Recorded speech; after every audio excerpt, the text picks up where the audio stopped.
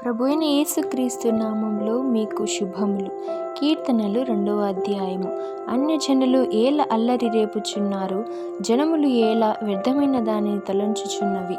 మనము వారి కట్లు తెంపుదము రండి, వారి పాశములను మన యొద్ద నుండి పారవేయుదము రండి అని చెప్పుకొనుచు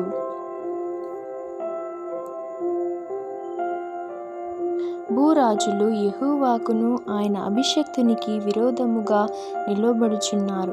ఏలికలు ఏకీభవించి ఆలోచన చేయుచున్నారు. ఆకాశమందు ఆసీనుడగు వాడు నవ్వుచున్నాడు. ప్రభువు వారిని చూచి అపహసించుచున్నాడు.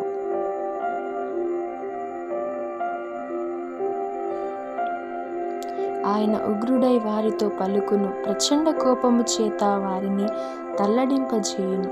నేను నా పరిశుద్ధ పర్వతమైన సీయోను మీద నా రాజును ఆసీనునిగా చేసి ఉన్నాను.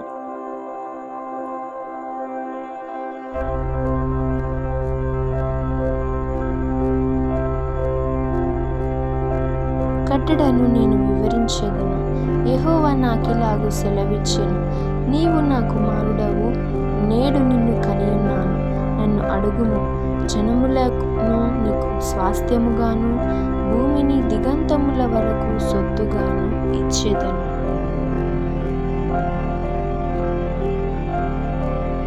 ఇనుపదండముతో నీవు వారిని నలగగొట్టెదవు, కుండను పగలగొట్టినట్టు వారిని ముక్క చెక్కలుగా పగలగొట్టెదవు. కాబట్టి రాజులారా వివేకులయుండుడి, భూపతులారా బోధనందుడి.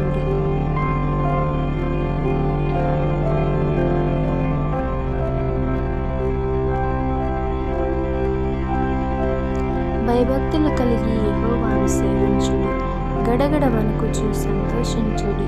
ఆయన కోపము త్వరగా రగులుకొనును, కుమారుని ముడిపెట్టుకొనుడి, లేని ఎడల ఆయన కోపించును, అప్పుడు మీరు త్రోవ తప్పి నశించెదరు. ఆయనను ఆశ్రయించు వారందరూ ధన్యులు. దేవుని నుండి ప్రభువైన యేసుక్రీస్తు నుండి మీకు కృపా సమాధానం కలుగును గాక. ఆమేన్.